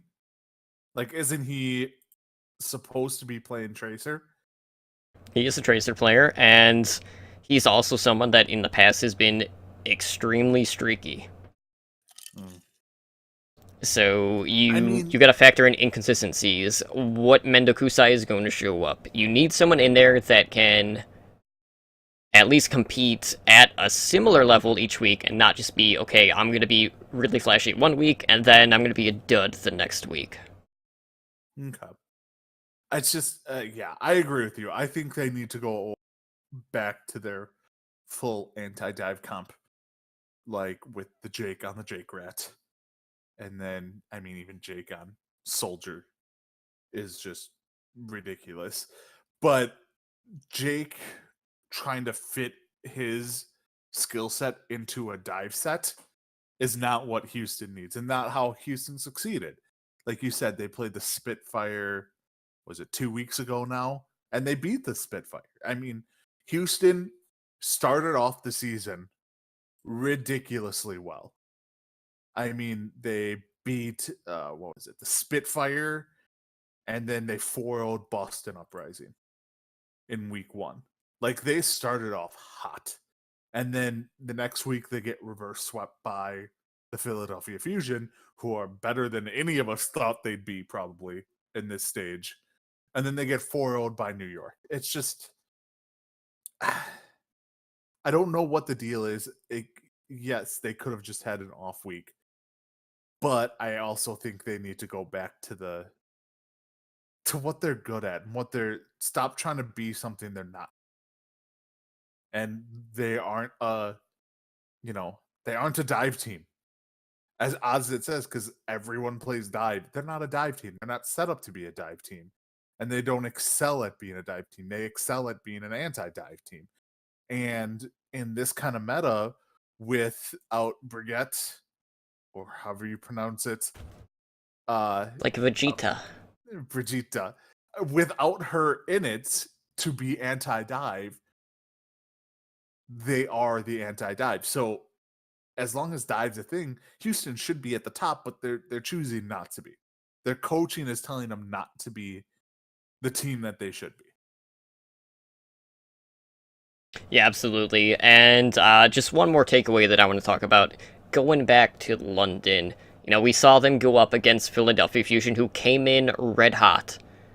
And it was like, man, a knife through butter. Like, oh, this was... How should I say this? I mean, it was a statement that was made. I mean, that's the best way to put it. The Fusion came in out of the gates swinging in Stage 2, Week 1. And then they ran into the buzzsaw of the London Spitfire. The Spitfire in this series systematically picked the Fusion apart. It was a 4-0. And the Fusion only managed to get one checkpoint in that entire series. And it wasn't until Map 4, which was on Route 66. That Spitfire defense, which, like we saw against New York, it was very stymied. And this was when the Fusion opted to play Shadowburn over EQO, who at the time, the week prior, was kind of like dunsting on everyone. I mean, I don't know how else to put it, so... I know there's a huge debate there, which Genji do you play? I mean, which one definitely plays better than the other? I don't know if you could definitively say that, but one does play a little bit more aggressive in EQO, whereas Shadowburn tends to, hold on to his Dragon Blade a little bit more, but, like, the Spitfire, man, I did not expect that out of the Spitfire when the Fusion looked as good as they did. Then again, I also didn't expect Shadowburn to be in over EQO at the time, but at the same time, I was glad, if only because Shadowburn is on my fantasy team, so it wasn't a total loss, but in the end, it was a loss for the Fusion. Yes, it was. And, I mean, Overwatch, Shadowburn, even during that match, was playing non-Genji characters, which is something we haven't really seen. And he did acceptable on it. Like, Shadowburn showed more range in that match. Now, granted, they got 4. Sucks. But he showed a little bit more versatility than we had seen. Still not good enough to play Genji today. But he showed us a lot more capable of playing other tunes. They ran into a Spitfire team that was just like, we're taking no prisoners this week. Yeah, and that, I mean, kind of going back to the sports talk, I mean, defense wins championships. That's what they relied on in Stage 1, and it could be enough again for Stage 2. We'll just have to wait and see. But let's go ahead and shift our focus onto this current week. We're already kind of like halfway through, so let's go ahead and kind of preview what games we're going to be seeing tomorrow, which is Friday, and then Saturday, and I know we're running like an hour and a half already, so let's try to make this quick. We'll kind of alternate each match, and then we'll share what we're looking at for each one. So, to kick things off on Friday, we have the London Spitfire taking on the Boston Uprising. For me, Uprising are coming in, they're off to a slow start. They're 1-3 after 2 weeks of Stage 2. Their tank coordination just hasn't quite been there, which has been really weird. So, like, that is greatly effective, their ability to run the dive, and, despite being in a dive meta and this being a dive team, they haven't really looked like that. In London, they're 3-1. They've dropped 6 maps in those series, with their sole loss being against the Outlaws. And for me, like, I am looking for that Spitfire defense to really come through again. They shut down Shadowburn and Carpe. I can't imagine them not doing the same thing to Dream Casper and Striker. I have this one for Spitfire 4-0. And, the next match, we have the New York Excelsior taking on the Fusion. So, Edinar, what do you make of that one? All right, so I mean, on paper, this is a great. This is our game of the week. Like, of the tomorrow and Saturday, this is our best match. It all depends on what Fusion show up. Like, is it the Fusion that faced off against the Spitfire that we're gonna see, or is it gonna be the Fusion from week 1? That, went 4-0 against the Mayhem, 4-0 against Boston Uprising. Like, we don't know what we're gonna see. But I think that's what it all kind of comes down to. Now, I will say, after listening to some talk in the past few days, is it seems like EQO is going to be kind of replacing Shadowburn. As odd as that seems to say, is they flat out said he's playing better than Shadowburn right now, so we're going to stick with him. So if that's the case, I'm going 3-2 New York Excelsior. I think Fusion's going to put up one heck of a fight. But I think New York Excelsior will probably take it over. And it pains me to say that because I don't. All right, well, you may want to cover your ears for this one because I got to talk No. about Oh. the Mayhem versus the Houston Outlaws. So, the Mayhem, you know, they're a week out from getting in some of their newer additions. You know, that will definitely help elevate this team. You know, I think that overall, so far this stage, they have looked better. They have played crazy hard teams. They have. Which is a big thing, but, like, that only takes you so far. I mean, I think, like, we really need to see these other pieces added to the puzzle before I can flat out, like, really pick Mayhem against some of these other teams. You know, they're still on that lower end. And the Outlaws, you know, well, yes, they have struggled against some top competition. They've also beat some of the top competition. They have a better track record right now.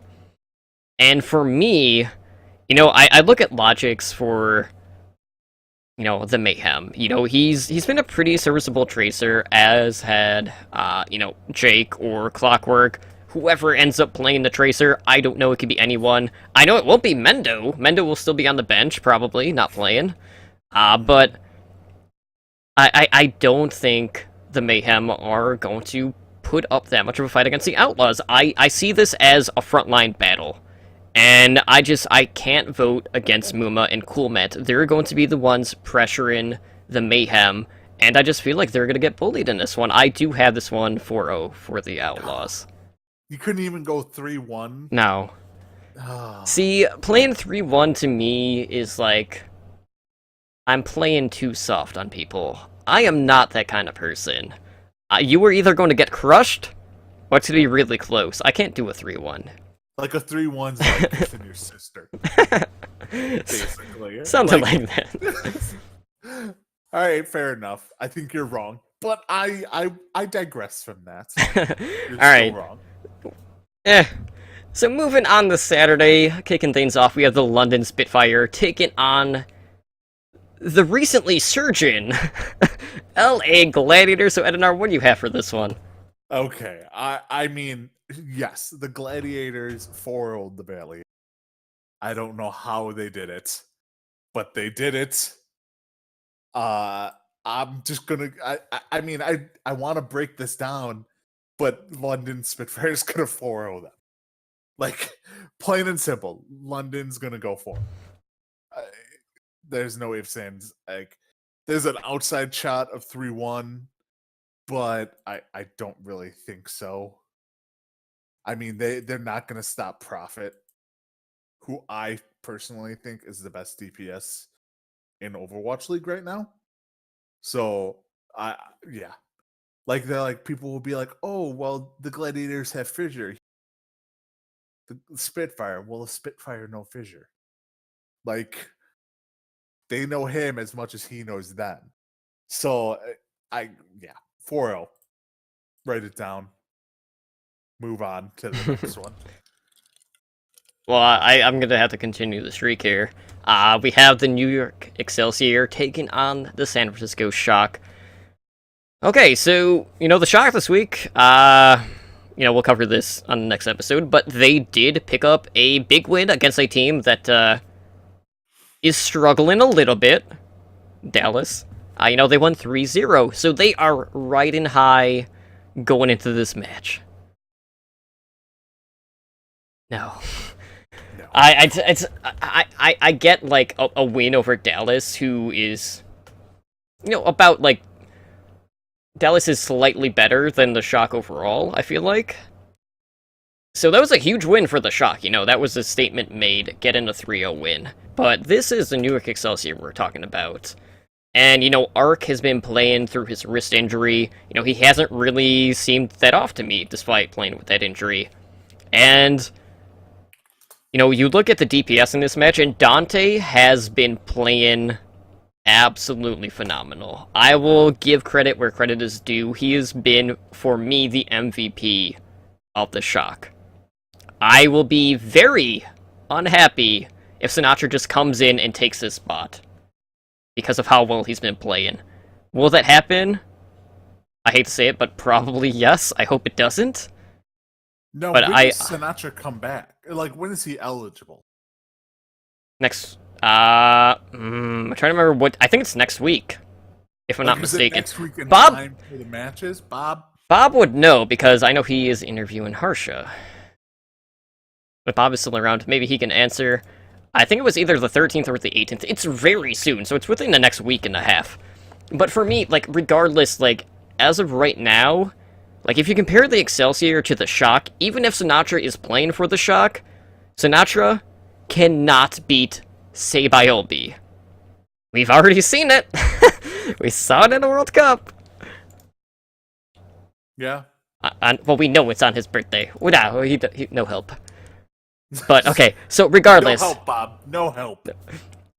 so you look at the Tracer 1v1, or even if it's not a 1v1, even if they're like playing around each other, which we have seen in the past too, because not all Tracers like to 1v1, and even if it is Sinatra, he's not going to want a 1v1 because he knows it's already a losing battle.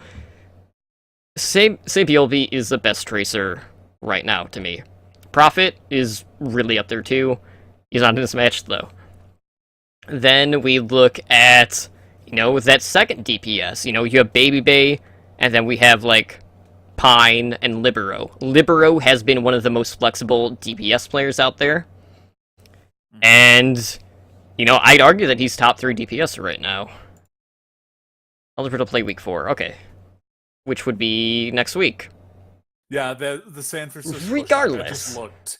They tweeted out a picture of him. The day's almost here. March 18th, 2018. March 18th. Yep. Okay. So that wouldn't be next week, because that would be the following Sunday. Alright, well, regardless, I'm saying it right now. This is going to be a 4-0. I don't care if the Shocker coming in, with a little bit less of a chip on their shoulder because they virtually swept the Fuel. Technically, it's not a sweep because they drew a map. I mean, I guess it is, but it isn't. You can call a spade, whatever. But the Newark Excelsior, despite this not being... They haven't looked as good in this meta, but they haven't looked as impacted by the meta shift as I was kind of expecting them to be. They haven't really looked as good as the Spitfire, or the Dynasty, but they should have no problems dealing with the Shock. And I feel like a lot of this is going to come down to, one, for the Shock, like, Nomi, like, he has to come up big again this week. Nomi did awesome last week, but I don't know if we can rely on the Shock to win the DPS 1v1s when they do happen. So I'm going 4-0 New York.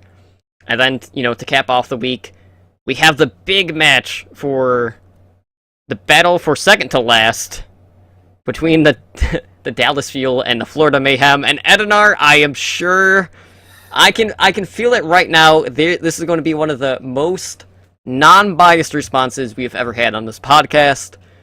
Where are you thinking with this one? Bias aside, I think if Florida was playing any other team besides Dallas or the Shanghai Dragons, they would lose. Dallas is in disarray right now. I'm sorry, like, with everything going on with XQC, with Taimu, and all the internal struggles they're having. It's literally everyone. Yeah, like, everyone other than Mickey. No one can say anything bad about Mickey. So, that team's in shambles at this point. And I think Florida, not because Florida's better than Dallas, I actually think Dallas has overall better players than Florida. It's just they're not a team. They're just not a team now. They did sign OGE today. They made it official this week or earlier today, as a backup tank. But I mean, he's obviously not going to play. Uh, I'm going 3-1 Mayhem. And not because I think Florida is a better team. I will say this. Like, I'm a Mayhem fan. I love Tavik. He's my favorite player. I don't think Florida is better than Dallas. I think Dallas is their own worst enemy. And I think they will lose because of that. This is a very curious match because Dallas is doing too many things at once right now. You know, you mentioned Mickey, and I'm not gonna say anything bad about Mickey, but you can definitely tell that Mickey right now is getting mixed information. You know, because there are times where he's having to peel for AKM, because AKM has essentially been one trick in Soldier 76. He's torn between going back to him and then having to go on the front line to, you know, support either XQC or Taimu, depending on whoever is playing the Winston at the time. And he keeps getting, like, jerked back and forth, and he doesn't know whether he should play, like, passive or aggressive. So I feel like, you know, Dallas has said time and time again, you know, XQC has even said it, like, they are trying to play, like, 3 different styles at once. They need to try one and stick to that to see if that works, see if that's going to be their identity, or just try something else, because trying to, like, work all of these different styles, and then, like, say, okay, well, we picked up Rascal, he's going to be our Sombra specialist, we'll run him on Route 66, but yet we won't play him on Volskaya, which is another very good Sombra map. Like, to me, like, that just, it confuses me. So I don't know if this is a situation where the upper management is saying, like, okay, this is what we want to run, and then the coach isn't getting, like, the say in it, or what? But, like, right now, like, I am so conflicted with the Dallas Fuel. I want to see them turn things around, but, like, it's very hard right now, even as an outsider, to be optimistic about them, just because we keep hearing about all of these things that are going on with this team. We've seen how, like, the screenshots that are being taken from XQC's Discord and what's going on, and how he had, like, a meeting today with disciplinary action because of something he said, and I think Time's kind of in the same boat. But, like, we haven't heard, like, an official statement, so I can't really say too much on that, but, like, there are so many different things that are impacting this team. And they're only been able to do so much in-game, so would I pick the Mayhem right now? Do it. You know you want to. I feel like in this game, I'm gonna go back and forth on the pick'ems, and I'm gonna put 3-2. I don't know who I'm gonna swing it in favor of, but, like, I can say with confidence that I don't know if there is a winner in this one. Both of these teams are struggling. I would still give the favor to Dallas, though. I would say, like, I just feel like as long as I'm trying to think what their win condition would be. As long as I think a lot of it just comes down to the tank coordination. If XQC and Mickey are relatively on the same page, it should be fine. If they're not on the same page, Mayhem will take it. Which way it goes, I don't know. But what do I know? I've only been watching esports forever. I mean, that's the other thing, is who says it's going to be XQC and Mickey? Like, that's the other chaos that goes on. Taimu might be in there. Coco might be in there. I mean, would any of us be shocked if OGE, or however you pronounce his name, would actually be in there? Like, you just don't know with this team. They could come out with any composition and no one will know what's going on. Yeah, I don't know if it's, like, a thing of maybe they're just overthinking it, or they're just not practicing enough of one specific thing. I don't know. It is a very curious tale for the Dallas Fuel right now. And, you know, who knows, like, this could be the Mayhem's moment to, like, kind of, like, turn things around. Pick apart the bones, basically. I don't know how else to describe it. They could be vultures, essentially. And just, you know, put one more jab into the Fuel. I don't know. But I am very curious, because I could see that one going either way. So, thread in the needle. It's very hard for me to pick on this one, but I'm very intrigued. It could go either way. Flip a coin. Maybe it'll land on the middle. I don't know. I know right now I have Dallas. I will let you know by game time Saturday which way I end up leaning. But that's pretty much it for the rest of this current week. So we also do have like our community corner. In future episodes, we will be doing a question of the week, much like we do on OWLN, which will be posted in the Discord. We didn't do one this week, obviously, because we are already running really long, and we didn't post one. We don't have any reviews, so that leads us to shoutouts. So, Adenar, being the new co-host, do you have anyone that you want to shout out this week? I want to give a shout out to honestly to Draven and Squid, the co-hosts before me on Heroes Never Die. You guys did a great job. I enjoyed listening to the podcast. And I hope I can make as many lame, stupid jokes as Draven did. I hope I can live up to the standards of Draven in the form of getting Totem to not laugh at my jokes. That is what I hope for. Stonewalled. Oh, that's it's bound to happen. It's going to be a common theme. Yeah, for me, like, as I mentioned earlier, the back cap is coming back on next Wednesday. So 6 days from now, that will be at 7 p.m. Pacific time here on this channel. And I'm going to be joined by one of our community members, Ren, and, Ren will be my new co-host for the podcast. He's been a content creator in the past, mostly as a blogger, so, this is a new transition for him, but, he's really excited about the opportunity. I can't wait to talk contenders with him, so my shout-out is to Ren, and, be sure to give him a warm welcome there over in our Discord, and join us for our first live The Back Cap next Wednesday. And with that, guys, let's go ahead and close out the show. I know it's been a long one, I apologize. It's just been one of those weeks. I mean, it was 9 days since our last episode. And a ton of stuff happened. I'm sorry. It's not going to be running 2 hours. 3 heroes a year? 4 heroes a year? And it just happens to be the week where we're transitioning to a new format. Mm-hmm. Shit happens. Next week it'll be more streamlined. Probably closer to an hour and a half. But, guys, if you want to reach us, you can do so a number of ways. You can email us at hndoverwatch@gmail.com. You can also find us over on Twitter at hndoverwatch. And we're also on Twitch, literally right now, but we do have our stream schedule set up.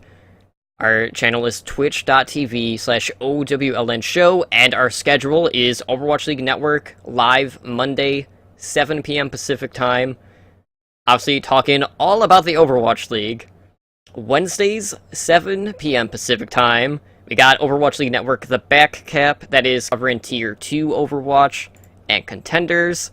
And then, again, Thursdays at 5 p.m. Pacific time. I know we're throwing you off. We're not, it's not 7.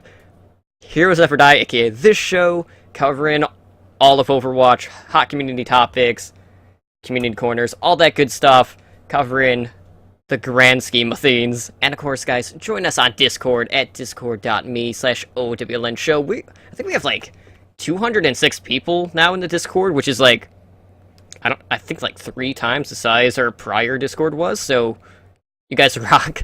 And of course, guys, like, I have to do this. I don't like to, but I have to. Like, we have a YouTube channel. We are so close. So damn close to getting our custom URL, so if you guys can just search Overwatch League Network on YouTube. Hit that subscribe button. Get us that much closer so we can have our YouTube channel, and when we do get it, it will be the same as virtually every other handle that we have, which will be OWLN Show. It's not that yet. Just search Overwatch League Network. You'll find us. We'll be like the first or second thing on there. Follow us there. Subscribe. You can find all of the podcast episodes, HND, OWLN, TBC, all of them will be on there. We have top plays. We'll have other videos. We have our, Brigitte analysis video, which Spider did, which is fantastic. We did some PTR testing to do that, all of that good stuff. Find it there. There's just so much there, and we're adding more as we go along. And of course, if you want to find the host, you can find both myself and Edinar over on Twitter. You can find myself at TotallyDrunkCTR. I'm also on Twitch at twitch.tv/TotallyDrunk. And Edinar, where can people get a hold of you? You can find me on Twitter at Edinar Overwatch, where I, talk Overwatch and a lot of Star Wars.